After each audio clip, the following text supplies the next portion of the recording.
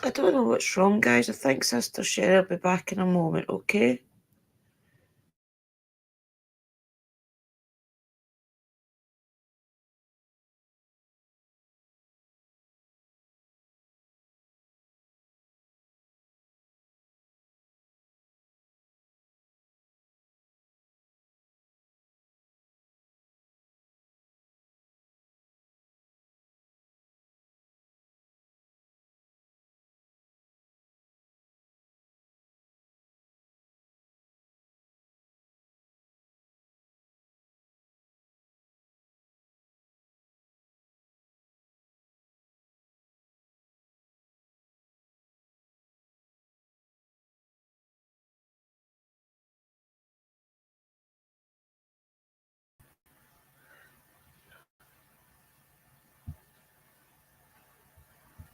I do apologise, guys. I have had technical problems. I don't know what was going on. I was going in, out, and everything. Uh, but you did I'll see the steady up. disclaimer. Disclaimer, it weren't showing anything. Everything froze. It kicked me out 3 times. I'm like, what the It hell? showed the disclaimer in our part, Yeah, I've and I just could seen it. talk to the guys. Like literally, my energy so at the minute. So it does bad things. Relax. Breathe, Right. girl, breathe. Yeah, me and technology don't go well together when I'm Yep. stressing. Relax. So, welcome to another show with myself, Willow. This is Willow's Witchy Den. So, on this show, we do talk about all things strange and unknown, from witchcraft to paranormal, UFOs, cryptids, all of those strange and unknown things that everybody loves. We talk about it. And I always do my beautiful show with my beautiful sister Drew. So, tonight's show is going to be an interesting one. We will get into that in a minute, but I'm just going to let Sister Drew say hello to everybody. I'm sure she has been talking away to you while I disappeared. Yeah, I just said that I think sister was having technical problems. So, yeah, they did hear me, but they didn't hear you, sister. Sorry. So, yeah, everybody, welcome to the Monday show, which is, of course, Willow's Witchy Den, where we talk about strange and unknown things. Yeah, so my name is Drew, also Afina, which is my witchy name. And I have the Tuesday show, which is all about divination and talking to the spirits, which is my, let's say, my forte in life. So welcome to the Oh, show, yeah. everybody. Yeah, and we're talking about nice things tonight. So back to Sister Sherry, of course. Oh, Sister Willow. Sorry, Sister Willow. It's all right. I'll let you get away with it. You're all right. Right, obviously, tonight's show, we're going to be doing about the Bridgewater Triangle. So, this place to me really resembles a lot of the Bermuda Triangle, but a little bit more out there. This place is any sort of investigator's place of wonderland. I'm telling you, everything from UFOs, cryptids, paranormal phenomena. There's been certain things that have happened that have been recorded, like murders and stuff. There is a really, really haunted forest there that a lot of activity goes on. The Willow Wisp, which is a type of fae, are known to be there, but these types are not very nice ones and apparently pull you to your death. So there's a lot of Oh, the really pup wedger. interesting stuff about it. And Yeah. um oh, Sorry, that sis. house we was just talking to before, Oh, yeah, the Lizzie Sally. Borden house, the Sally, Oh, no, the Lizzie Borden house. Was it yeah, Lizzie the Lizzie Borden? Yeah. Borden house is in Yeah. those locations as well. So obviously the Bridgewater Triangle is set in Massachusetts, and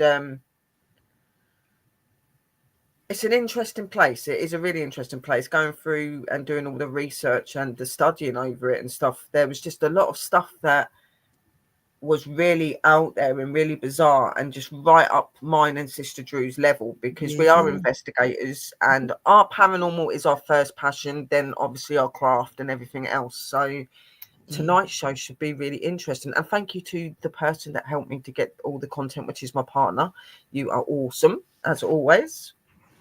So I'm going to start reading to you about the place, and you'll kind of get a feel and an understanding for what it is. And then I've got a few pictures and we'll take questions. I know that Sister Drew's had a little bit of a look over the stuff I said, and she's been looking at a few documentary bits, so maybe she could add some bits in as well, which would be really cool. So we'll start the show, guys. And a lot of love and blessings to you all. And please make sure that you do share out, guys, so everyone knows we're on. I'm actually going to do that quickly before we start, because I haven't shared out yet.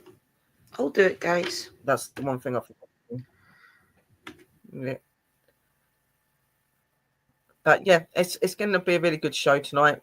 We are going to be finishing a little bit earlier today as well, for the very reason I've got other things that are going to be going on after the show as well. I'm just going to do it out onto my page. I'm not going to go all over the place. I'll share it after properly. But yeah, I'm just hello, Eli, brother. And welcome in, my lovely sister is in the room. Yeah, Eli was asking for an interview, so we can get your walking here. Her name's Amber, and she says she actually lived in this place. Oh, and I was like, oh wow, it'd be really interesting if she does come in. And yeah, it'd be really cool to maybe get an interview of her to see what she says. She's lived there for sure. Yeah.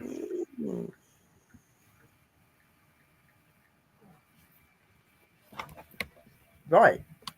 So, while lovely Sister Drew is sharing out, I'm going to start getting this all read up. So obviously I write everything that I've researched and that down. So here we go. So part 1, the Bridgewater Triangle. So just some basic information on it. So the Bridgewater Triangle is at around roughly 200 square miles of an area in southern eastern Massachusetts, known for a range of paranormal phenomena, including UFO sightings, cryptid sightings like Bigfoot-like creatures and giant snakes, and ghost stories. The term was coined by cryptozoologist Lauren Colum in his 1983 book, Mysterious America.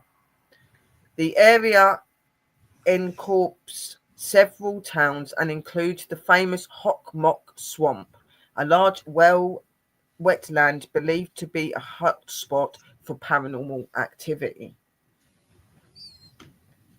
Some researchers suggest that the Wampanoag cursed this land and that their indigenous magic had conjured spirits to protect their land from interplers. Others say that satanic activity in this area has opened a portal that allows demonic spirit to enter our world. Whatever the reason, this area seems to know what you fear and uses this knowledge against you to define its mysteries. The spirit of the triangle manifests your nightmares, and they are not easily exorcised. Some of the areas of focused paranormal activity within the Bridgewater Triangle is related to ghosts include the Freetown Fall River State Forest has reportedly been the state of various cult activities and animal sacrifices, as well as an alarming amount of gangland murders and several suicides. Behind its beautiful shady paths and sunny clearings, the Freetown State Forest is actually hiding one incredibly dark reputation.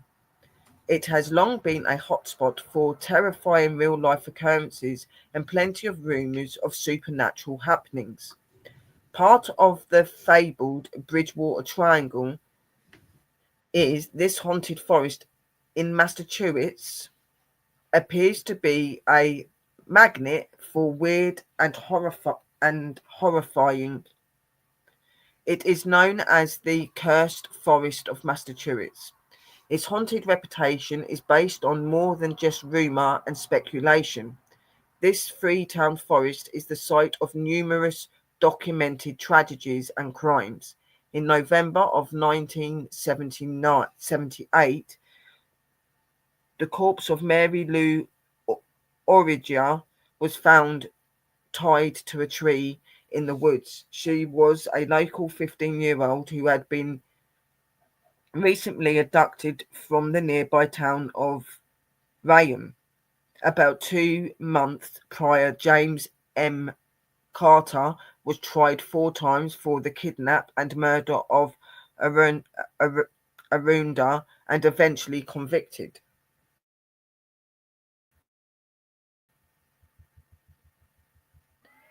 However, that's not even the creepiest story about the haunted woods in Massachusetts. In 1980, police were investigating a murder near the forest.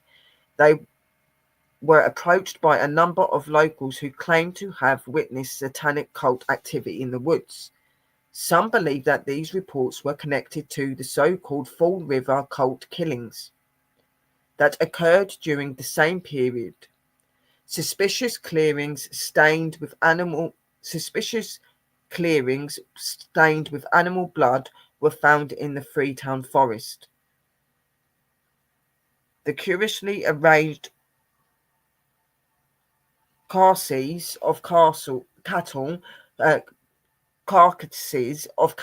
were later discovered in the woods, leading more stem to the rumours of ritual sacrifice within the forest. The forest was also the site of 3 more murders. In 1987, a homeless man was somehow mistaken for an undercover police officer and killed in the forest.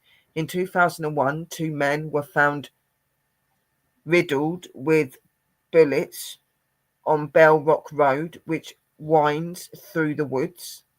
There have also been numerous assaults reported along the perimeter of the forest and along its shady paths. President Ronald Reagan himself reported seeing strange lights in the sky within the forest. Many people believe the forest exerts a dark influence that drives people to suicide, while even older legends assert that Puckwidge's humanoid creatures from Wampanoag native traditions are known to stalk the woods.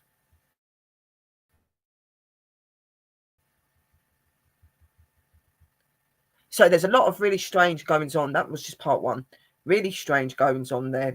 They've had murders, they've had people go missing, they've had people be attacked, they've found animal carcasses and things which they believe may be attributed to some sort of occult, so sacrifices and things like that. They feel a lot of dark energy there. I was reading down in the paragraphs that I wrote, because there is meant to be a particular type of spirit that's meant to be seen there as well, that manifests at certain times, which is really weird. So the next part is a little bit of the victim, about the victim, Mary Lou. So she's meant to be one of the spirits that haunts the woodland and the forest, because she was obviously murdered and unfinished business, I am guessing. The first modern day distressing event that truly left a mark on the town and the forest was the murder of 15-year-old Mary Lou Oranda. She was a high school student living a fairly normal life until September the 8th of 1978 came around. The last time she was seen was riding a bike around her neighborhood. When she didn't return home on time, her parents became extremely worried and called the police. Immediately, there was a large search done for Mary Lou, but there was zero trace of her. Not too long after, the police stumbled upon her bicycle, and there were several clues that came from that discovery. Next to the bike were several skid marks in the dirt that painted a horrifying picture. It was clear that Mary Lou had been abducted. Police also discovered cigarettes close by that they saved as evidence. Within a few days of Mary Lou's disappearance, witnesses came forward and described a man that would soon be identified as James Carter. Police questioned James, asked him about his whereabouts the day Mary Lou disappeared, but he didn't have a solid alibi. All they knew is that he had a green car that matched one that witnesses had also seen in the area at the time. It took 2 entire months, but finally Mary Lou was found. Sadly, she was no longer alive. She had been found inside the Freetown forest, fully clothed and tied up to a tree. Her body was badly decomposed, but the coroner was still able to determine that her murder of death was either strangulation or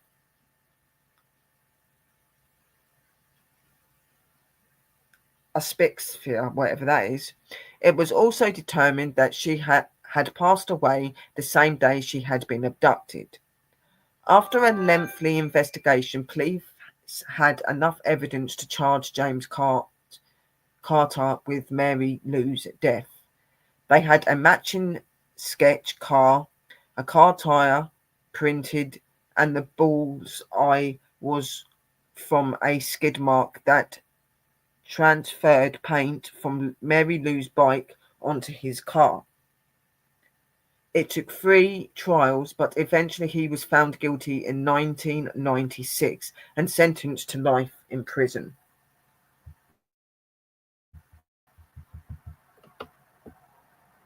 The next part of this is the satanic panic that went through the town, because there was a lot of rumors and stuff going around that satanic sort of activities were going on in the forest, and this was bringing and conjuring in a lot of weird energy and not very nice energy. So the satanic panic following Mary Lou's passing came satanic paint diverted from a local cult led by a man named Cole Drew, who called himself the son of Satan, or sometimes even Satan himself. To this day, the name Cole Drew casts a very large shadow over Freetown, with some people refusing to speak his name out loud. Hence the reason I've got incense and candles burning. Cole Drew was a bad guy. He had a reputation for being a criminal and a pimp across Bedford Street, which was essentially like a red light district in the area. And sadly, he took that position of power to manipulate vulnerable women who were in the sex industry.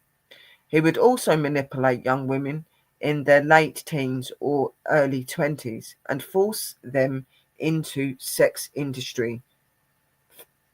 Those trapping industry through those trapping them inside his cult. He would trick women by telling them that they needed his protection, and in order to get that, they needed to join his satanic cult, where members would perform all sorts of rituals. If any of the women ever tried to escape, they would be met with extreme violence and ultimately death.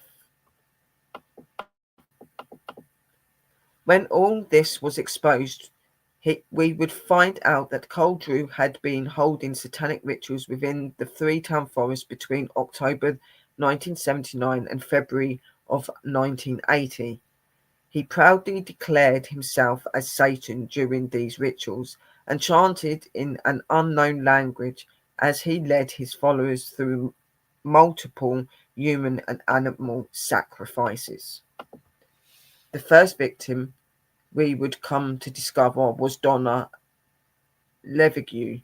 She was only 17 years old when her body was discovered on the morning of October the 13th, 1979, underneath the bleachers of a local high school in a Fall River. Sadly, she had fallen into the forest care system at a very young age, so looking to make money and survive, she became a sex worker and unfortunately ended up within Cole Drew's cult. When authorities discovered her body, it was a scene straight out of a Gore Slayer movie. Her hands had been bound with fishing line, and her head had been stabbed multiple times. Her skull essentially had been crushed and broken in. If that wasn't enough, she had also been raped in a gruesome and torturous manner. See, some of these cults that are formed are not good places to be part of. Some of them, that's why I stay away from these sort of things, because it's not really a nice thing to be going through. But sadly, this does happen in real life, and that is why that this place has got a lot of hauntings as well, because a lot of innocent people have lost their lives through people doing magic and doing sacrifices in a way that isn't prohibited really in the craft. None of us say that it's okay to hurt human or hurt animal or anything like that. It's not. It's against. We're not supposed to do that. So Yep, I don't agree with it either, and I wouldn't do you've got anything. other people, but you've got people that do believe in that and believe that Yeah. it's okay to do that, and it's not. And the theory is allegedly that's how most people get their power, is through sacrificial things. Yes, they do. That's why they do it. They will set up rituals. They call people in. They make people trust them, and they're all right with you for a little while. Then they make you change, and they make you want to do things that you don't want to do. And in the Yeah, end, they get fed up with you. That's that like, they do things like this to you. They'll sacrifice you and stuff like that. And it is to gain power, because when you take the energy and the essence of somebody that you've killed, that gives you the power, and it gives you the power of them as well. And yeah. that's how they gain. And it's awful, because you can gain energy and power just by being nice and being connected to things, but these people Conjure. see it in a different way. Yeah. As long as you're in the right mind frame and you focus, you can conjure most energies yourself. Yeah. Things like that is just for real power.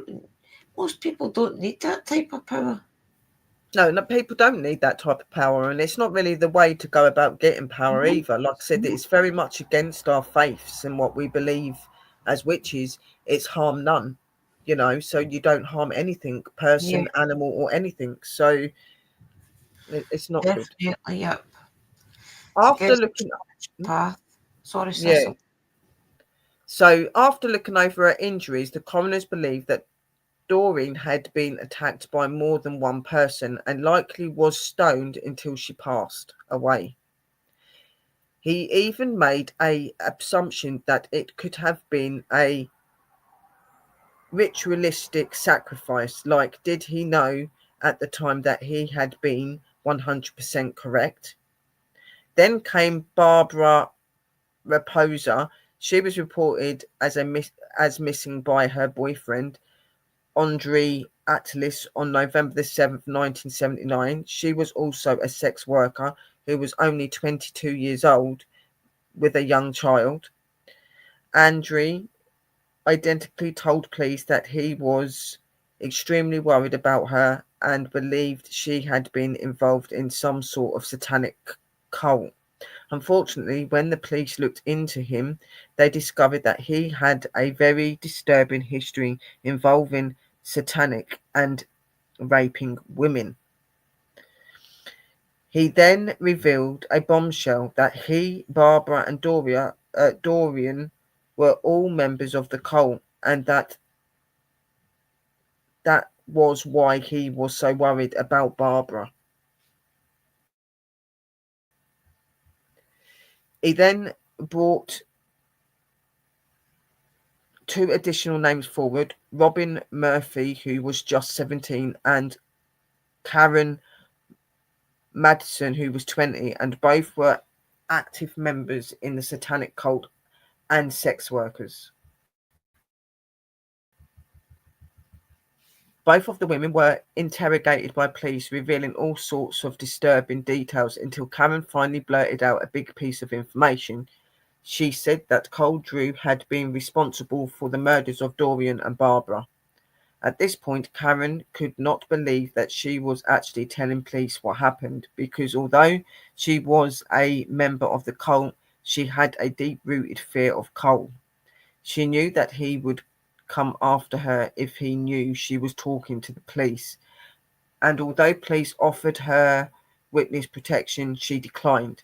Eventually, the police were led to the Freetown Fall River forest and shown exactly where these rituals were taking place.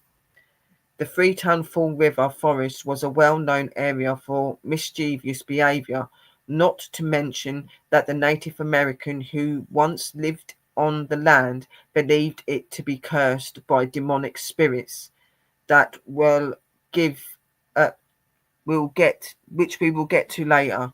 So naturally, this place made sense for a satanic cult.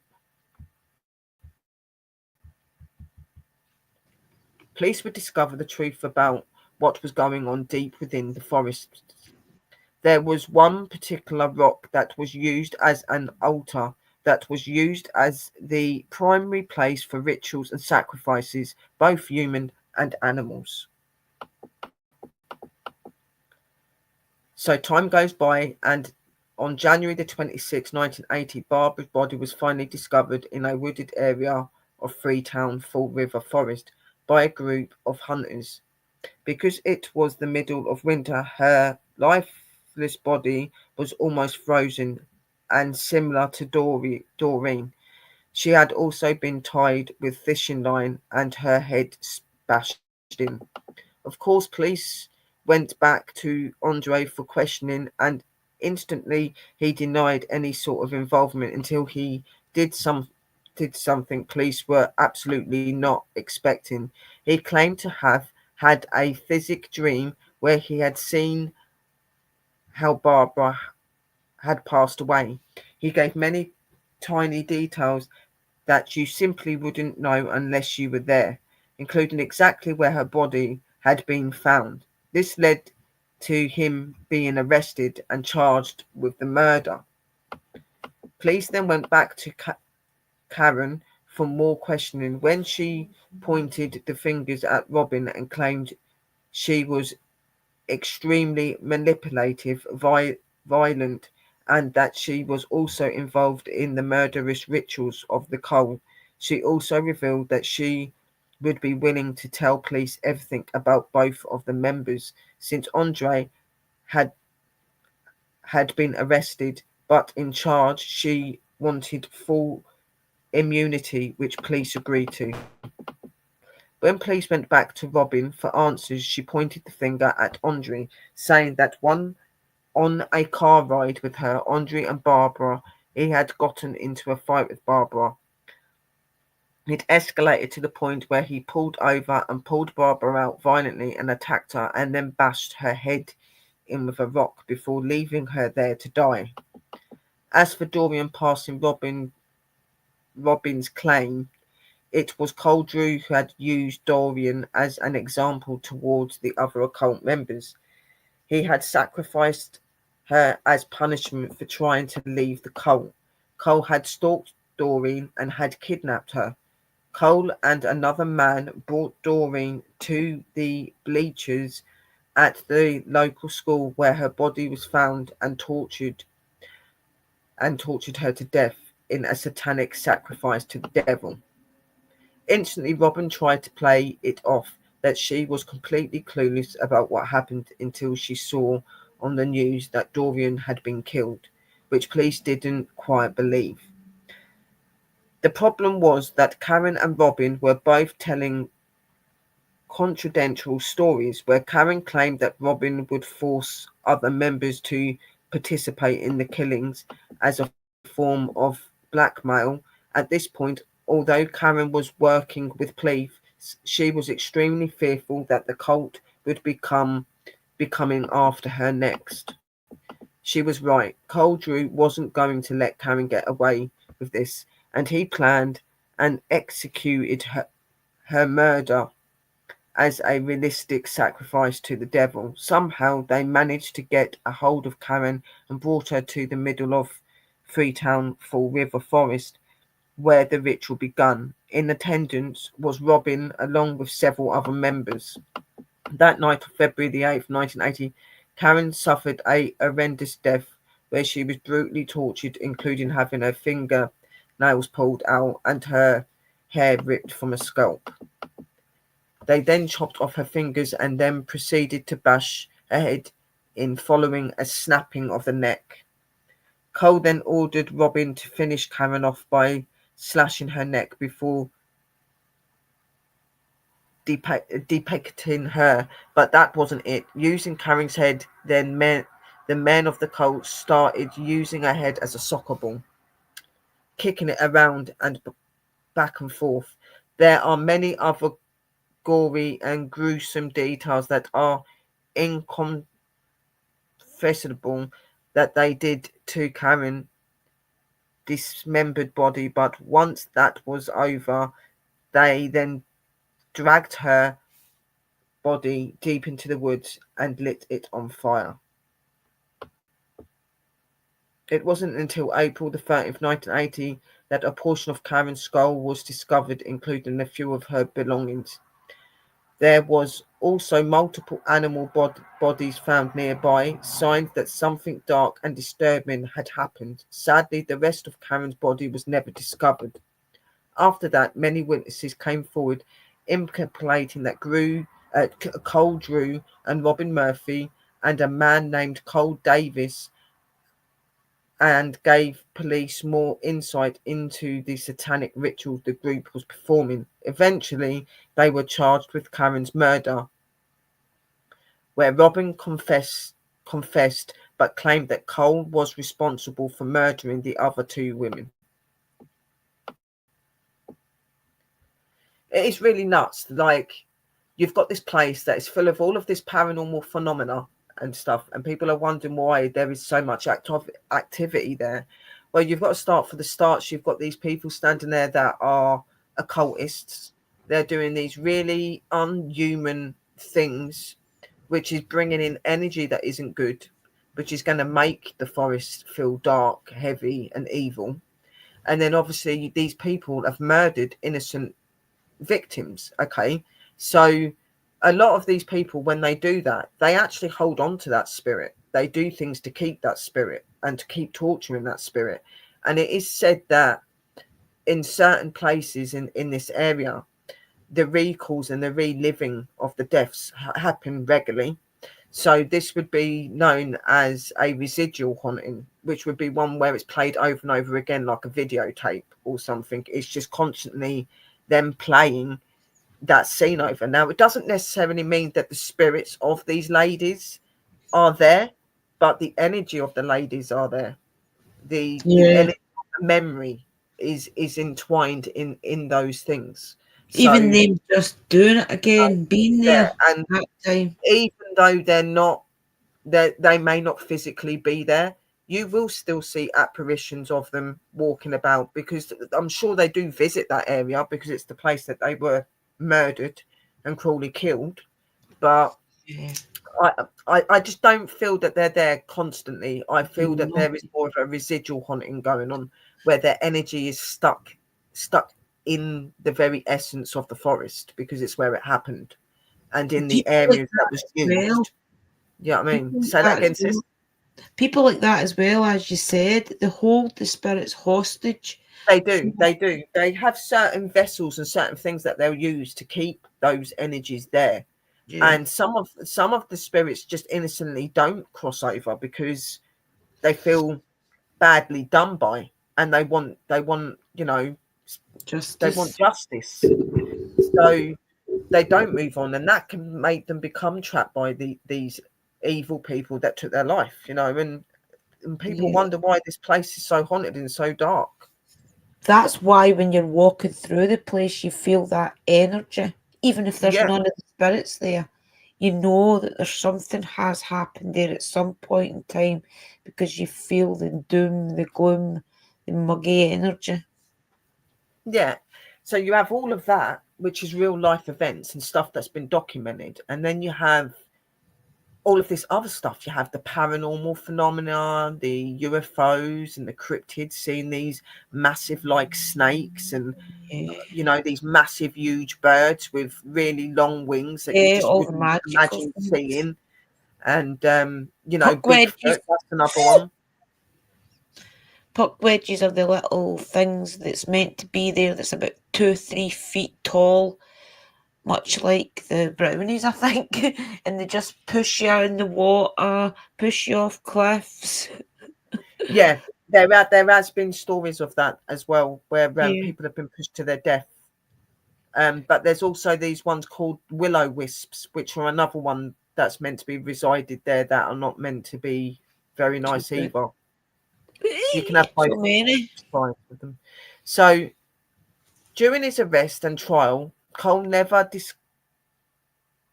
derived from his satanic beliefs. If anything, it just solidified his commitment to the devil. Thankfully, Cole was found guilty and sentenced to life in prison without a chance of parole. Robin was also found guilty but was given a reduced sentence for her testimony against Cole Drew. As for Andre, he was convicted of Barbara's death and sentenced to life in prison without the possibility of parole. As for Cole Davis, he was able to get away because there was not enough evidence against him. Unfortunately, later on, he would go on to commit another crime and was sentenced to 7 years in prison, a far cry from justice. Since the initial satanic cult was disembodied, there have been plenty of copycats in the area, leading residents of Freetown to find dead animals and markings of satanic worship scattered all around. But even creepier are the ghostly apparitions that appear to people through the Freetown Fall River forest. Residents have claimed to have seen dark figures between the trees approaching them, disembodied voices believed to belong to those who lost their lives to the cult, or even remnants of the satanic ritual that have imprinted themselves onto the land.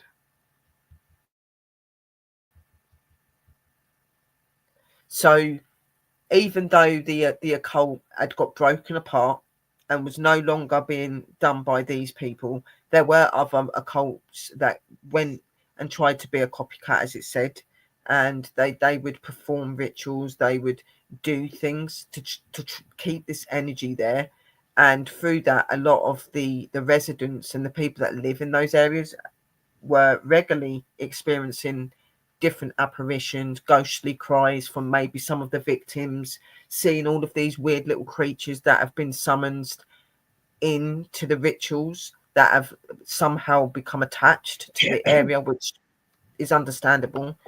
Um, it's a really dark place. It's said to be a very beautiful place, and you'll see the pictures. It is a very beautiful place, but it's just very, very dark, and it's a dangerous place, and I would be very careful going there. I will say that to you. Yeah. So the Hockomock Swamp in Bridgewater Triangle is also said to be one of a very haunted locations there. According to one a Norton police sergeant in 1971 was driving along Winter Street in Mansfield towards his home in Euston.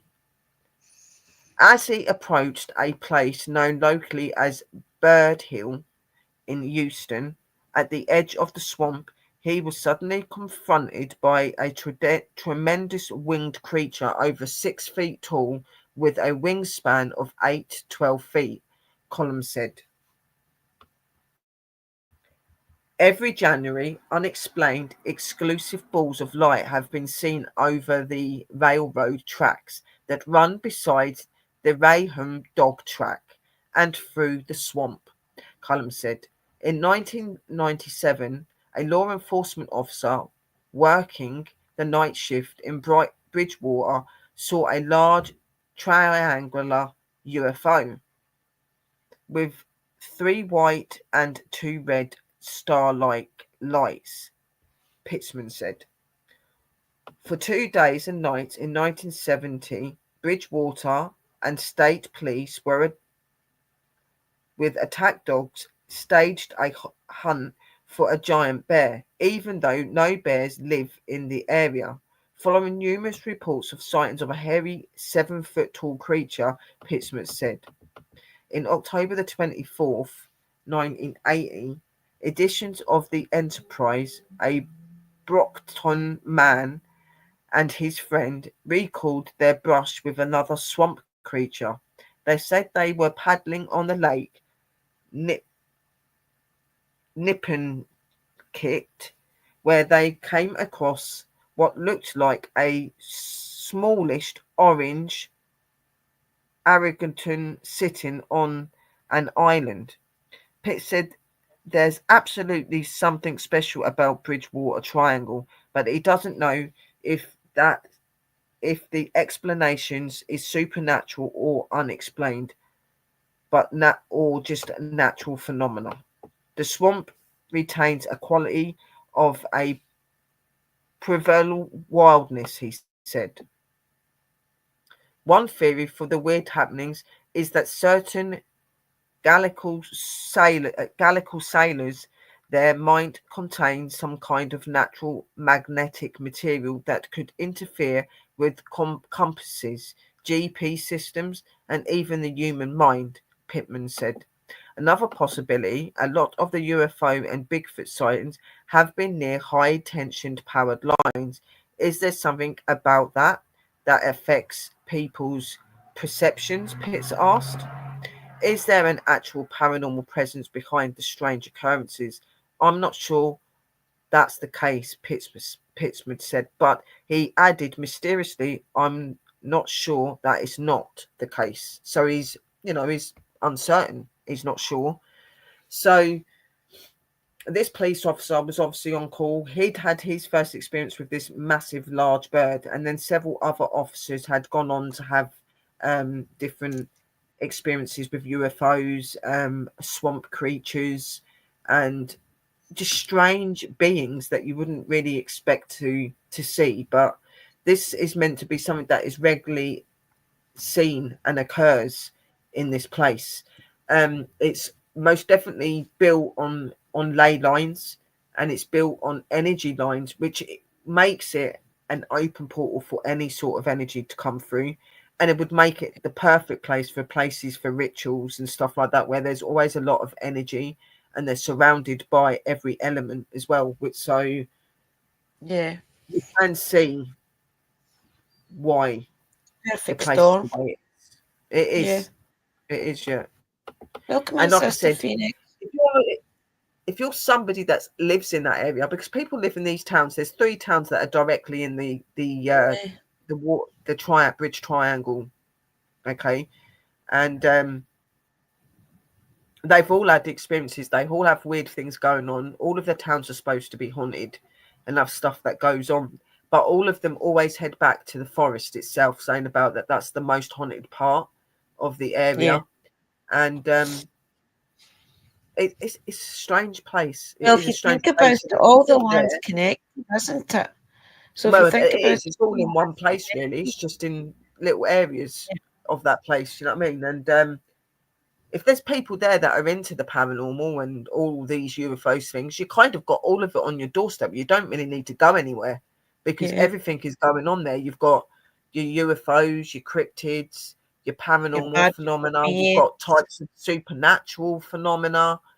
Yeah. Your You, skies. you get other beings, sky stuff. There's just so much going on there that you wouldn't Is there need to any really. lakes? Oh, there is the lake there. Yeah, that's right. There is the lake. Yeah, there is lakes. There's some lakes, and there's also So, there's a swamp. yeah, I was just about to say that. So you know that there's going to be every type of magical creature there. So it Oh makes you yeah, wonder then if because it does go in a triangle, what defines the triangle? Is it ley lines? You know? I think that I think that it is. I do think that there is some form of a ley line, and there is most definitely some sort of spiritual passage of opening there as well. It's a bit like Yeah. some of our areas we have here. You know what I mean? But this one's a little bit more higher in energy and stuff, and Yeah.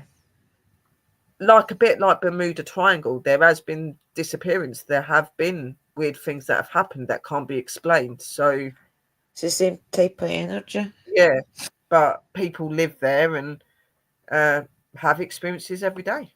So that's the only Yeah. difference, really. You would have to So tell people you were going into the woods with your dog or something in case you yeah, you disappeared. would have to tell people because as you've got the chance that you're not going to be found otherwise. You know what I mean? Yeah. To be honest, if you've got any common sense, you wouldn't go into that place on your own anyway. No.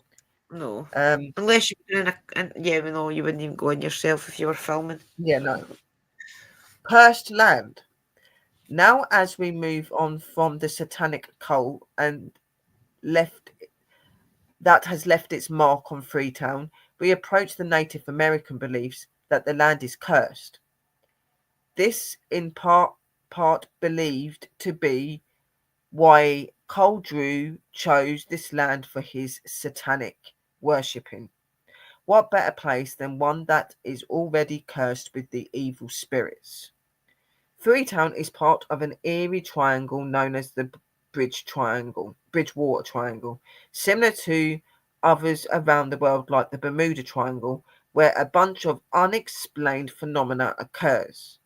The other two towns that complete the triangle are Rehoboth and Bignington, which also include the Freetown Fall River Forest. To understand the depth of this, we have to go back into history to where the Wampanoag tribe living in the Triangle area approximately 12,000 years long before European colonists had arrived to America. There was one particular area known as the Hock-O-Mock Swamp that was once part of Freetown Fall River Forest. Although today it has been separated by road and towns, back then tribe members worshipped the swamp and it was known as a secret burial ground for their ancestors. However, as much as they worshipped this swamp, they also feared it because they believed that the deity of death and disease could hob hobmock lived within it. From this belief driven the name we call the swamp today, Hokomok, which translates to place where spirits dwell that lead to the gates of hell.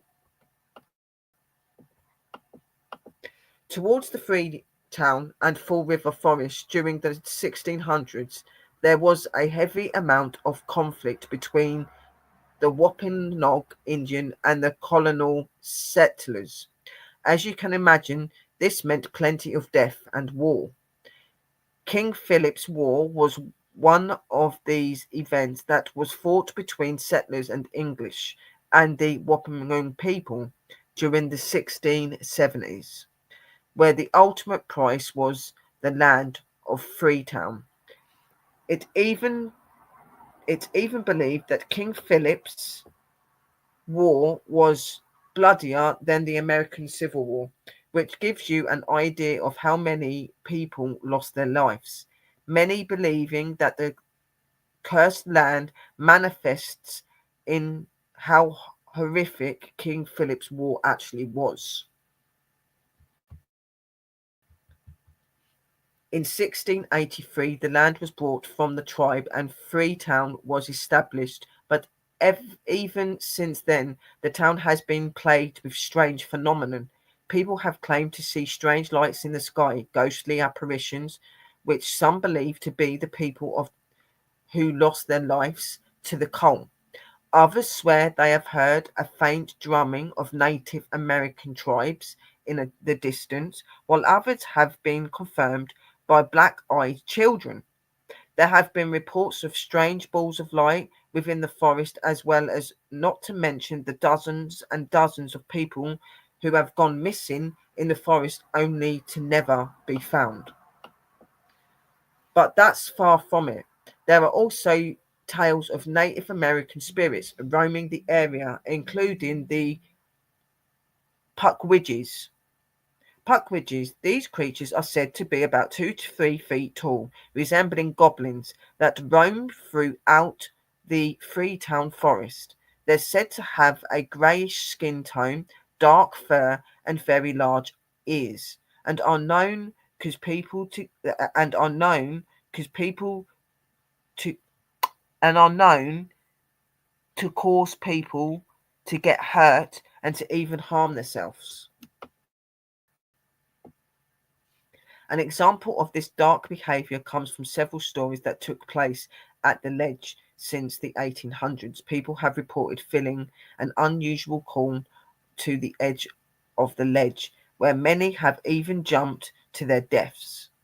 Those who have managed to fight their urge have reported feeling an intense emotion of dread and despair.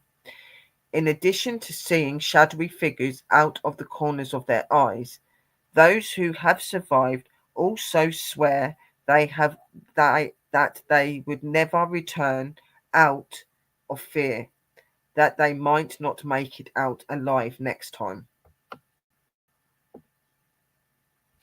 Some also attribute the phenomenon surrounding the ledge to King Philip's War, where many of the Wimpegum people leapt to their deaths off the ledges because they refused to be captured by the English. The Puckwudgies have haunted the forest of Massachusetts since before the first European settlers ever thought about settling out for a new land. For centuries, these torment these torment they tormented the local Native Americans and crept their way into their creation myths and oral history. They could easily be passed off as legend, and in fact, their physical description is much like mythological creatures from other cultures in other times. The difference is these demons jumped from the page and evolved as at the people around them as they changed, changing from reluctant helpers to evil tormentors. The difference is these demons are still seen by people today. Most cultures' mythology has some references to small monsters that have a strained relationship with humans. In many ways, it makes sense. While large monsters have their place in our fears, dimensional creatures find their way into the shadows of our rooms and under our beds. Their names and nature change, but there are always common threads that link them together. Some are called monsters and roam the land looking for human food and kidnapping anyone they can find. Others are called demons, foul spirits that feed of the negative and expose the sin of men.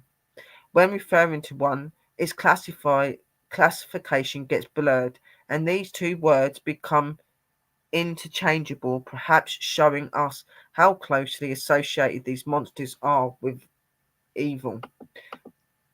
The Punkawedgies made its first appearance in oral folklore of the people of Cape Cod, but recent sightings have forced people to rethink this mythological creature standing between 2 and 3 feet tall. The Puckwudgie looks much like our modern idea of a troll. His features mirror those of the Native American in the area, but the nose, fingers, and ears are enlarged, and the skin is described as being grey and or washed out, smooth, and at times has been known to glow. What makes these monsters dangerous is the multitude of magical abilities they use to torment and to manipulate people. They can appear and disappear and will and are said to be able to transform into other animals. They're fairies. I'm telling you. They have possession of magical potions, arrows that can kill and can create fire at will. They seem to often be related to a tall figure, often referred to as modern times a shadow people. In terms of the Puko Ridges control Tai Pai Wank As, which are believed to be the souls of Native Americans they have killed. They use these lights to entice new victims into the woods so that they may kidnap or kill them. In the European folklore, these balls of energy are known as willow wisps and are said to accompany many paranormal occurrences. Modern paranormal investigators call them orbs, and catching one on film is the gold standard of field research. So, as I was saying to you, they were most definitely Willow Wisp. As soon as they started saying about certain things to do with them, I was like, that's a type of fairy. That there was just goblins are associated to being fairies. Yeah. They are a type of fairy.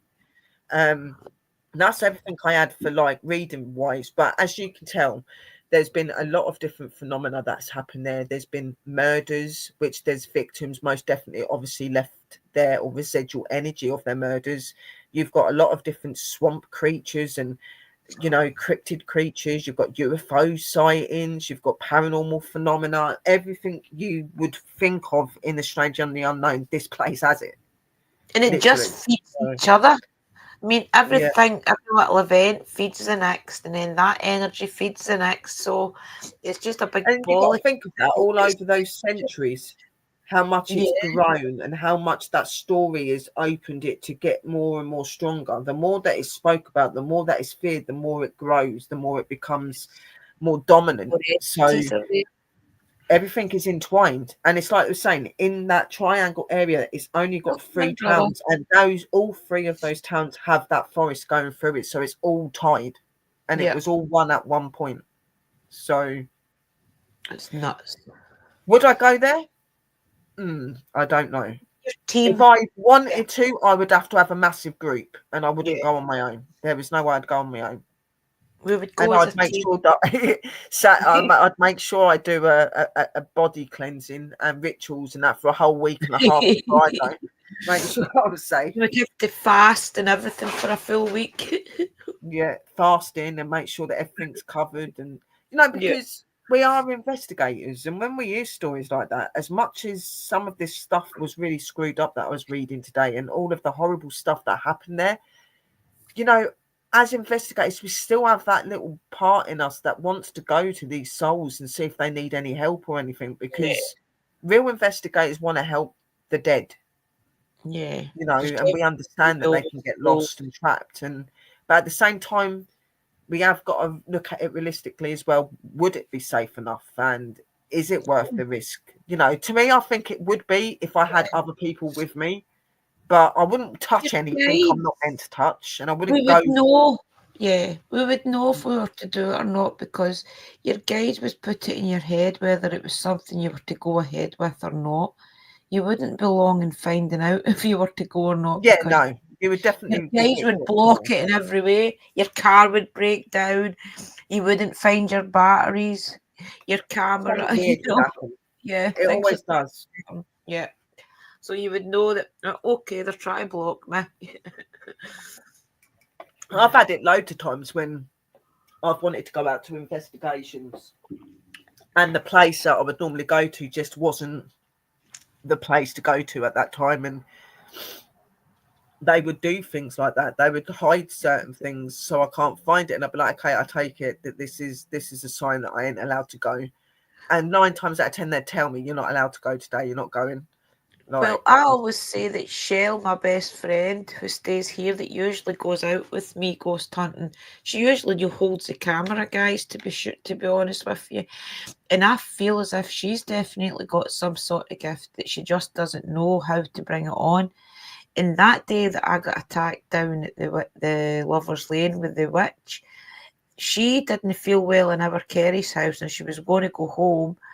And there was 2 or 3 other things had happened. I think we'd forgot our cigarettes and things, and it was numerous things. And then we got to the top of the lane, and we were just building our energy, saying our little prayer before we go in. And you could tell in the video she wasn't right. It was, and she really did want to go home. So we should have listened to her because we were. It just all went wrong, you know. So yeah, they do put it in things in your way to sabotage you. Which of the fields? Yes, Nice Puritans pub. are a indigenous fairy. Yeah, they are. I'm very, very open and very knowing about quite a lot of fae folk, and I most definitely know that the Willow Wisp are part of the fae. They are an Oh, indigenous fairy. They're not normally known as the more good ones. They're more of swamp yeah. and sort of thing, I you know. found But it interesting though that they said the ghost hunters say that it's orbs. I found that interesting because I yeah, do. and the thing is sometimes you don't know what they are when they're coming in front of Yeah, you. Like, to I be was going honest, to say that. there's different types of willow wisp. There's ones that won't hurt you, they won't even come near you, they just won't even entertain you. And then you've got the ones like these that will. You know what I I mean? was going Like to say that as the, well. the There's willow so wisp many fae different are lights. very secret creatures. They don't really like to talk and communicate with humans. Mm, They'll fly around by showing their lights off. You might be able to see them in an orb form or whatever, but they won't entertain you yeah, normally. But in some places that they're more known to being malevolent and evil, they'll do things to you. yeah, And they very much so do in this place. They push you off of top of mountains and yeah. everything. So Drown you in the lake. yeah, But that's literally. what I was going to say. There's so many different lights out there. I do believe that some communities and things will always think that it's one thing. But now, Yeah, because research has came on, I mean, this is 2025. Research has came on so they're much paranormal. that we know now that there's so many different answers to these questions. Well, You know, there there's is. not You know, just you one. get a lot of people. You get people that come up and say that the orbs are dust. Some orbs are, but I have come Yeah, over my years and years and years of doing this research and studying. When you see a form of orbs that are made by dust, they normally are in a massive pack and they all fly in one direction, going towards the floor, or just flying yeah, everywhere. Literally, just like splurting out. You'll just exactly. see like big puffs of them. But when they're Happens these days. directly flying at you and they're changing direction and Yeah. they stop point on your screen and they're sitting there, then they whiz off. That is not And a they've got piece little of that. dark legs. Do you That's know what I what was I mean? going to say. Some of the cameras that we've got these days, especially on the iPhones and things, the front cameras, you can clearly tell when it's orbs, dust, or a beast, a bug. You know, so maybe in the olden cameras it was harder to tell, but you can clearly On tell these today's days. ones, on today's phones and stuff, they don't intend to really pick up on the dust particles because of No, how yeah, the cameras are.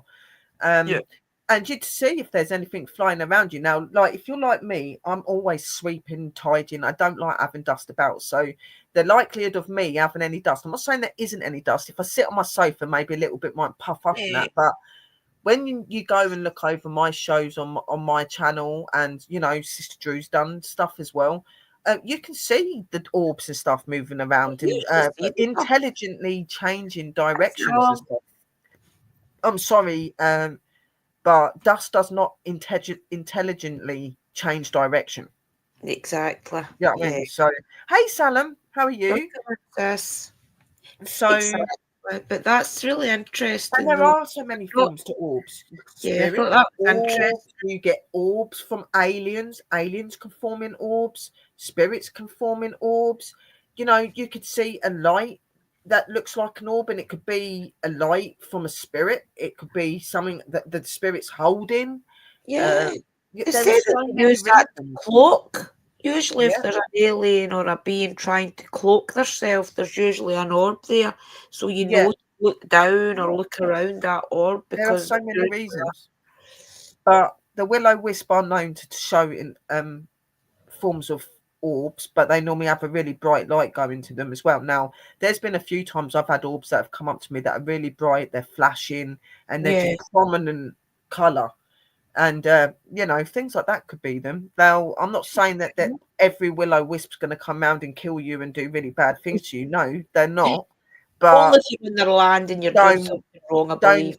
they're not the type of ones that you want to communicate with and connect with. Like, leave them to their own. See, the thing You is know, as well, respect them and leave I them. always say, some of these people that's went and done the research there, maybe they have been attacked or whatever, but we Yeah, don't know who they people were.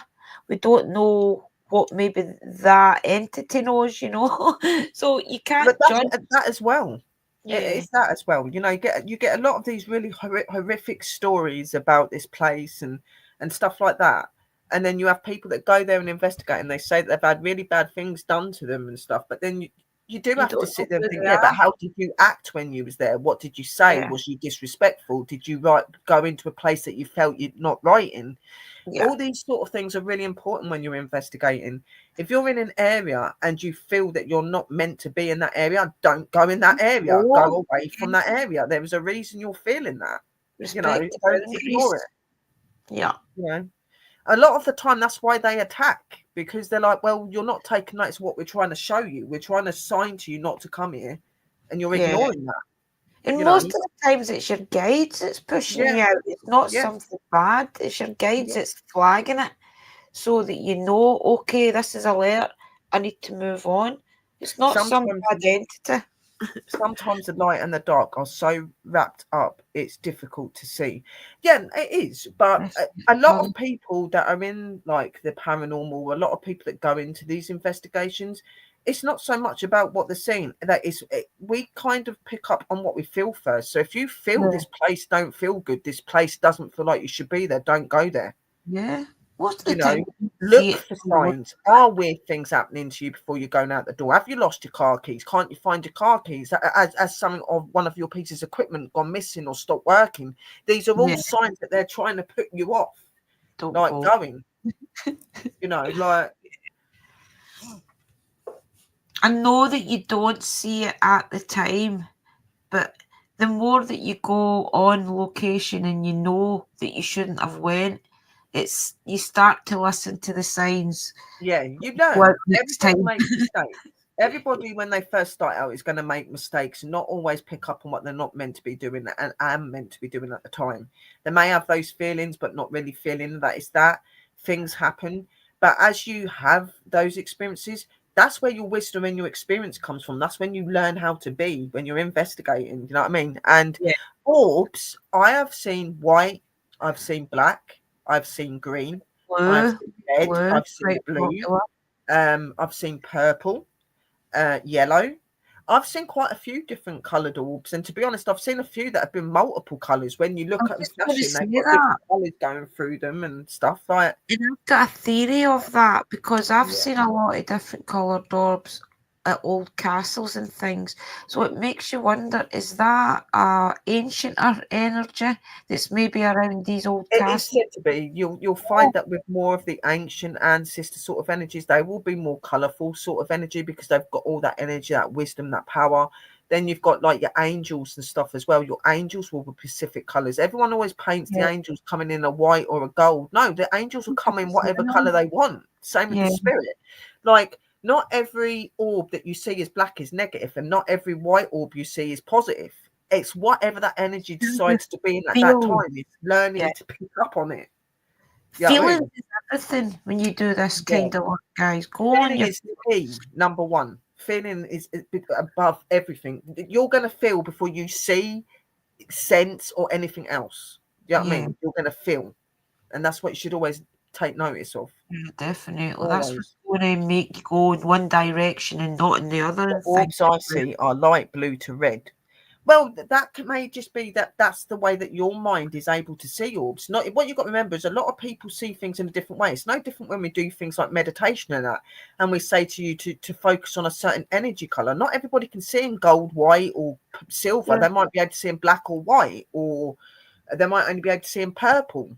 So, you know, that's why I always say that when you see that colour, see it when you're not in a good place or there's something not good, that colour is the most darkest of its colour. And as it gets energy opened and healed, it'll become lighter and more fluorescent, you know, because not everybody can see colour in their mind. Some people can only see it through certain What colours, I, you what know. I've always told you as well when I've been Yeah, teaching you how to pick your candles is yeah, every colour could feel different to you on different days. Hold the colour in your hand.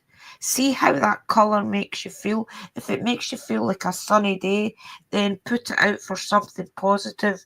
If it makes you feel a little bit exactly. more darker, you've got to feel these Exactly. things It's the out same for with yourself. crystals and stuff. Like when people come into the craft and they come into the paranormal, they set certain structures. And yeah, there is certain structures in what we do, but in the magic and the work we do ourselves, it's different. You know, you've got all these books that tell you what stones you should use, what color candles you should use, but not everybody connects to that energy. I've had it where I've done protection spells, where protection spells are supposed to be either white or black candles, and I've felt to pick a red candle up to do protection that day. It's not wrong or right. It's what you feel. Don't go by what you read in books and things you go by. Go by what you feel when you're doing that. And it's no different in your paranormal. You know, you get told to take certain bags and take certain offerings and take certain things for them and stuff. But do you feel to take that to them that day? You know, like, say, for instance, you've come to one of mine and Sister Drew's paranormal classes, and we tell you to take things like baccy and take bits of fruit for the spirits and do this and do that. And on the day, you feel to take a bit of baccy, but you don't feel to take fruit. You're feeling to take sweets and you're feeling to take something else. Take that. That's them telling you. We're giving you a basis of what to follow. What you feel and what you pick up in is up to you. They're going to tell you what they want. They're going to show you what they want. So listen to your instinct. We can give you the basis, the education, and the guidance. But in the end, who you are, how you act, and how you investigate, how you do magic, any of it, it's all down to you as a person. Nobody needs to be the same. Nobody's meant to be the same. You know, so Exactly. Yeah. it's really important. It's just really important to listen to yourself and trust your guidance and what you feel. I just seen the light go there then. I see that. Yeah. So, you know, the paranormal is a big passion for Sister Drew and for me. It's the one thing I started out on YouTube doing was my paranormal. That is why I started YouTube. And then over time I met people that were like myself and I decided to be more open about my witchcraft that I'd been in for years, you know. But the paranormal's always been Yeah. that Oh, energy and that go-to. I It's am a been witch, but paranormal's my passion. And I was yeah, never ever same. going to talk It's about my been part of my witchcraft. life all my life. Yeah. So I was asked to talk about witchcraft on the podcast way back, and I was like, "Oh, I don't know. I've never really thought about it." And then I started doing it, and yeah, never looked back. But yeah, paranormal is our passion for Sister Willow and I, it definitely. is, and when everyone goes, "Oh, so was your passion for coming on YouTube, your witchcraft?" I was like, "No, it wasn't. It was my paranormal, my abilities, the Not things I experience and I do. I wanted to bring that out and try to help other people to experience that. But yeah, through doing that, and over time, you know, I met people that were like me, and I thought, you know what, I'll start being open about yeah. it. And to be honest, it was a good thing being open about my witchcraft because I did use my witchcraft in my paranormal. I use both, You and do realise that you do use it. people watch you and they're like, "But that ain't what normally investigators do or put down." So what are you? And it's like, "Oh, Yeah. I'm a witch, guys," and they're That's like, why "Oh, in I my thought so." description, And then it's like, it's different. really cool. It's really cool. You're a witch, and then you Yeah. think, "Oh my god, they actually accept me." Like it's Paranormal with a yeah. difference. I Oh, it take is. you to the woodlands and give you a spiritual experience. It's not a ghost hunt and it's not a paranormal investigation. It's a spiritual experience. Yeah, and it's always been that with me. Like when I first started out, and that I used to take people out with me on my investigations and stuff like that. There's a few videos, and I spoke to them about my experiences, what I do, and stuff like that. We done investigations, of course we did. We spoke to the spirits, we done that sort of thing. But I like to take those little moments where I'd take them over near where the little lake river bit was, and I'd sit down and I'd do that sit down and get them to close their eyes and to connect, and they'd start feeling more stuff, and they're like, oh my god, what was that? I said, I'm an investigator. That's different. I don't just do it to do investigations. I do it to connect with them and to feel them, to help them. And they're like, oh my god, like it's really cool that you do it like that. I'm like, yeah. There's too many people that just want to run around with cameras. Why don't you just stop, listen, and feel? That's what's important. You know what I mean? So you do not realise how many spirits are actually, and not even spirits, elementals and other magical energies that want to speak to you in the woodlands, especially at old castles and old cemeteries. Some of the cemeteries, the spirits haven't been even acknowledged for centuries. So when you hear their voice, they're like, oh, somebody can hear me. And you can, if you spend the time with them and dedicate to going back, you get their story. Up at Dublin Castle, I know, for example, that the lady, the castle, who speaks up there's name's Elizabeth. I don't know. I was in the middle of getting her story when we stopped going because of COVID, but I don't know if she's one of the maids or whatever, but she lost her husband at the local church when it was the massacre. So I had got her story, and I had said to her, I do believe if Scotland and England was still fighting in this day and age, that people would sit around a table and talk about it now instead of what happened. And from then on, she actually started speaking to me and giving me her story. So the thing is, it's all about. The thing is there's too many investigators and stuff out there that don't care about the spirits themselves. They just want them to do things and make their channels and stuff look really cool. When really becoming an investigator is because you're wanting to help the other side, and you're wanting to help them out of that problem, and you're wanting to hear their stories and know about their history and help them to understand things and to come to terms with it, because a lot of them have been forgotten. A lot of them haven't been spoke to for centuries, and they're just starting to come into that era where people are trying to talk to them, and maybe they've been rude to them and not been very nice to them when they've came in and spoke in their investigation methods. So they don't really know how to react with the good ones. That's why sometimes it does take you sitting down and going, okay, I'm not going to get the cameras or anything out. I'm just going to sit here. I'm going to feel your energy, and I'm going to listen to what you've got to say. Is there anything you've got to say? All I've got is a spirit box here, or I've got my head. Talk to me in my head. And I'll just sit there with them for hours. No cameras, no nothing. Just me and them. And I'm like, I'm so sorry for the way you've been treated. I'm so sorry that you've been treated like that. I can get why you're angry, but I'm not here to disrupt you or upset you. I'm here to listen to you and to help you. The thing is, as well, you can ask your questions, give them time to decide if they want to answer, and say to them, right, I'm going to move on to the next part of the cemetery. If you do decide you want to answer me, I will be around for the next hour. And give them definitely feel your energy out. Not saying not to ask them questions, but a lot of people go straight full pack. Can you do this? Not even giving them a chance to answer. They're doing the next question. They're doing the next question. It's like, well, give them the goddamn chance to even answer the first one. Sometimes, you know what I mean? Sometimes they don't want to, you know, like they'll come to you when they want to and they'll do it. You know what I mean? I've had it where I've asked them a question. I'm like, you can answer if you want to, or you don't have to. It's fine. Come to me and say it when you want, if you want to. And I'll go off. And 20 minutes later, the person's coming through with that question that I've just asked them about 20 minutes ago. Exactly. It's relatable to, and you've got to be accepting to that. They're still people. They're still people. I know. And it's about building a relationship with anybody, even if they're dead.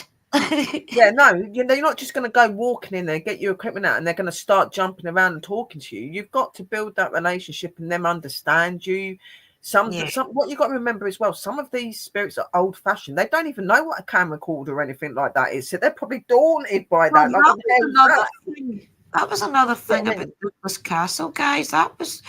that spirit's husband had been. I mean, think about it. When he got murdered, he had been murdered by the Scottish. So that castle was English soldiers. So it'd have been English wives. So she probably hated the Scottish. And because I Mm. spoke to her and told her that this day and age it wouldn't be like that Scotland and England now get on and things, she did start talking to me. So think about it. I helped a spirit change their mind about hating the Scottish people. Well, yeah, you think a lot. Some of them can't see that time's moved on, so they're still stuck in that time. So when you Yeah, come and you speak to them, they're like, "Oh," and they do become more openly talking to you and stuff. They yeah, because they come to realise that time's moved on and it ain't that place anymore. And that must be a hard way to live. And I've yeah, seen how they get, you know, how they get affected and things that happen to them and things like that, because I've seen it since I was a child, and it's horrible to watch some of the suffering some of them go through. yeah, So I know. Yeah, it's not about getting your video cameras out and getting the best evidence. It's about helping those poor souls and listening to them. That is what's important, you it's know. it's about they're still Yeah, souls, the same as we're still a yeah. soul. They're people. They're people. Yeah, That's why you won't hear me go like, yeah, I do. So, like when I first come into places, I go, "Are you there, spirits?" And then when I get there, and I go, "Oh, hello, Elizabeth. Hello, Phil." yeah, All their names, because that's what their names are. Call them yeah. by their names. They're people. Like when the kids come What up to me, in I don't call new them areas? little spirits. I call them my little darlings, my little angels. That's what they are. They're kids. Yeah, and when No, you go into new areas, you just introduce yourself straight away and tell them what you want, what you're there for, and then leave it at that and walk but around and even look at things. looks the dark thing is, yeah, but even with the dark energies, like even to them to an extent deserve your respect, you know what I mean? Like just because they're a dark energy, they have a job and they have something they're supposed to be doing, you know what I mean? So 9 times out of 10, no dark energy will attack you unless you're really, really negative to They've it, got or you purpose. try to summons it to do something, or you're disrespectful. 9 times out of 10, these sort of energies will just walk past you and ignore you until you step in a place they don't want you stepping in. You know what I Unless mean? you So do something they want, if which they're is attacking you, think about what you're doing wrong for them to be attacking you, because they won't just attack you for no reason. That's what you do need to realize. There's always a story behind any reason something comes attached to you or attacks you. It's either you've done something wrong or somebody's not been honest about something, so it attaches you. I've had that or where I've been it's told about something this that negative you're, spirit and I've got there, but I've been respectful thinking. Of course, I've been respectful thinking to it, but it attacked me because the person wasn't being truthful to me about what was going on at the time, and Aura was telling me what was going on. I said, "You're not telling me something. What did you do that made this energy come here?" And that person admitted that when they were younger, her brother and people like that had done an Ouija board that had brought this energy in. And so you've got to be I was like, careful. wow, like that's why I was being attacked. Not because I was doing anything wrong, but I'm summoning this thing out through what I'd been told, and that wasn't even the reason it was there doing what it was doing. You know what I Yeah, mean? So it was so hurting maybe it more something than that it you was helping shouldn't it. It be. was hurting it. Yeah, You know what I mean? So when I realised, I said, "Look, I'm sorry. Like you didn't need to take me over like that. You didn't need to be like that. Like I've come to realise what's happened." And I apologise to this energy. Yeah, it was a dark energy, but it wasn't there to. It didn't want to hurt me, but it felt it was being attacked because I'd been told yeah, what I because you should had hadn't to do what been you told. were doing. You know what I mean? So I put it all right, and he left. Yes, I did have a few weeks of problems due to his anger, and I ended up in hospital and stuff. But he's never come That's the back since. point. Some people go looking for the dark You know what I mean? energy as well, and that's what you shouldn't do. Just leave Go them alone. Dark energies that don't want to be found or seen. They just want to get on doing what they've got to do. They've got their jobs to do as well. You know what I mean? Like if one comes and talks over to you, don't be rude with it and be nasty to it. Just say, I'm not going to speak to you. I can tell that you're not in a nice mood and you're not in a nice way. So I'm going to ask you to go back to where you come from. You don't have to be evil to it. Just say that you're not prepared to talk to it and put a protection thing up. ignore it if you But can. nine times out of 10, they don't disturb you guys. They might say a stupid thing over your spirit box. You go, okay, yeah, no, that's fine. Just move on, guys. Come on. And that's all you got to do. You haven't got to be nasty to them or anything like that. Dark or light energy, you respect them all. You don't know what any of them are capable of. Even the Brother, ones that we class as try. kind and good spirit can become evil and bad if you do something. That's what you got to remember. Any Yeah. spirit can be dangerous. You just have to stay positive. Yeah. Only try and talk to the ones that you know is love and light as well. Don't go looking for anything that's darker. That's a lot. I know people go to locations where there's been numerous murders and things, ghost hunting. What do you think you're going to come across there? It's not going to be the people that was murdered. It's going to be the demon that's been conjured out of the energy, or a not so nice spirit that's living off that energy. Sometimes they can be around, but it's very rare. They'll normally move on, like just maybe visit. So a lot of the time, it is residual energy from negative energy that's picked up on that happening, and they're Yeah, feeding from it. You know what I mean? Myself, I've been battling dark stuff for a few months now. It's horrid and nasty. These two sisters keep me sane. Honestly, thank you. Oh, thank you, brother. We're glad that we keep you sane. And as we say to you, it's all just about keeping your positive energy. The more you stay positive, they can't do anything to you. And if you're having problems, brother, where they're doing nasty things, that maybe you need to seek some help. yeah. Just keep saging and keeping Saging, positive. cleansing, Keep the good energy in your home. blessing, positive energy. Oh, try and sit and go around your home singing. Even put on nice music to sing to. Yeah, Keep a positive anything flow. happy Don't like and that. uplifting. They don't like uplifting and Don't happiness. like They don't to like that. They'll go. Do you know what I mean? be. Yep. Even getting a drum out. A drum's really, really good for getting rid of energy. Get a drum and just start drumming. Even if you've got to drum your bloody saucepan, do it. With It's a some nice sound. incense. Nice Palo Yeah. Santo Yeah. incense. Some What Palo you call it? Santo or sages, even Yeah. lavenders and jasmines, stuff like that are really good as well. So anything, even dragon's blood. Dragon's blood's another one. Yes, that'll do it. Frankincense and myrrh. That's Yeah. another one. Just put these things on. Keep positive energy in your home and everything, and you'll be fine. Yeah. Um, I'm not going to keep rabbiting on though because I know that I've got something really An important hour and a coming up half in about anyway. 45 minutes. So I'm going to be getting off of here, but I want to just quickly show you the pictures I got of the place. And I've Yeah, just let's started see. rabbiting on about everything, but we do like to talk to you On guys. it ghost hunting. You can tell it's for passion. Oh yeah. When we start talking about that, we don't shut up. So this is the triangle with the towns that are stated in it. It looks eerie just on its own there, doesn't it? See, there's a But crossroads in it as well. Do you notice the crossroads?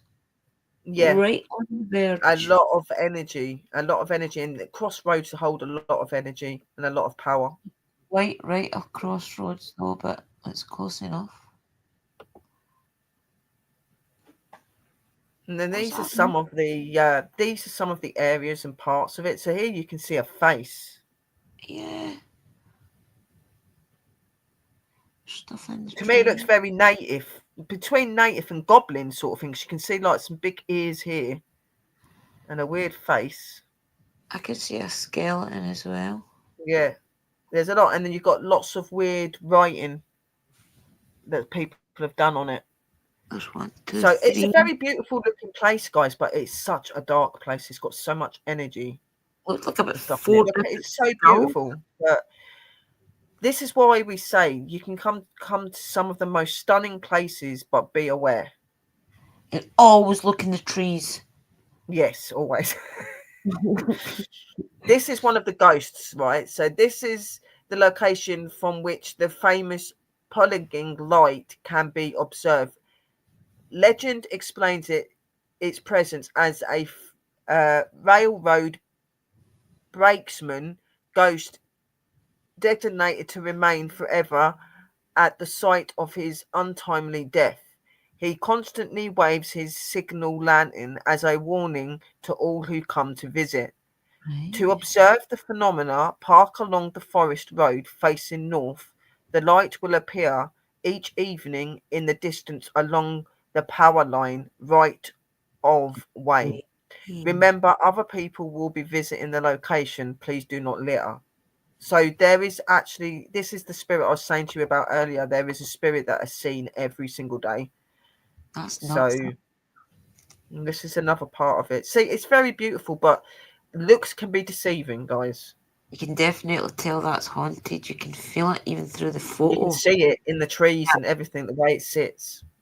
Yep. Then this Oh, is a supposable sighting, but I'm not sure if that's somebody standing there in a costume, but I don't yeah. know. Hard to tell. Yeah. Don't get any Then energy. you've got a Right. stone, Take it that's been some sort of writing from the ancient time. past. Yeah. Yeah. Now this is a picture of something that was meant to have gone. Oh, wow. That's the thumbnail. It's got a giant raven. It is, yeah. That's nuts. The Bridgewater Triangle of Massachusetts encloses the towns of Abington, Rehoboth, and Freetown at the points of the triangle. It has a number of alluring historical sites that are full of mysteries. Besides this, the Bridgewater Triangle is claimed to be a site of alleged paranormal phenomena, ranging, ranging from UFOs to poltergeists, orbs, balls of fire, and other spectral phenomena, various Bigfoot-like sightings, giant snakes, and thunderbirds, also with large monsters. Wow. Yeah, a lot of stuff goes on at this place apparently and is seen regularly. This is one of the pathways, really spooky. You just can just tell when a place is haunted just You by can, the ambience and the way it that's looks. It's crazy. would you go into the night? And this is one of the newspaper cuttings from years and years back where at Bridgewater they had reported a Bigfoot sighting. So Yeah. yeah. So a really interesting and beautiful place, but so much history and so much horror there that Yeah. it's most definitely a place that's more than likely got tortured souls that need help, bless them. Yeah, Definitely. for sure. So I hope that you have enjoyed the show that me and Sister Drew brought you tonight and you found it interesting. I'm hoping to bring some more about this place out in the near future. And I know that there was somebody that wrote about this place. So I might see if I'll be able to get them up for an interview or something at some point as well. It'd be interesting to actually talk to somebody that actually lived Yeah. there. So it'd be Yeah. really good to see what they experienced. But until then, my angels, I do love you lots and lots of love, light, and blessings. Thank you for coming and supporting the show. Don't forget to tune in for Sister Drew's tomorrow, guys. Should be a Yes. really cool one. I think we're going to be communicating with the spirits tomorrow, aren't we, We sis? will, yes, we will turn on the spirit box and see what we get, okay? Yes, so don't miss that. That is going to be at 11:05, guys. Do not miss it. But and keep an eye out for all of the other people in within the cauldron that are going to be on this week as well, guys. So until then, lots of love, light, and blessings. I'm going to do the outro, and we will see you all very, very soon. Blessed be, Guys, blessings. loving Bye. you all, and talk to you soon. Blessed be.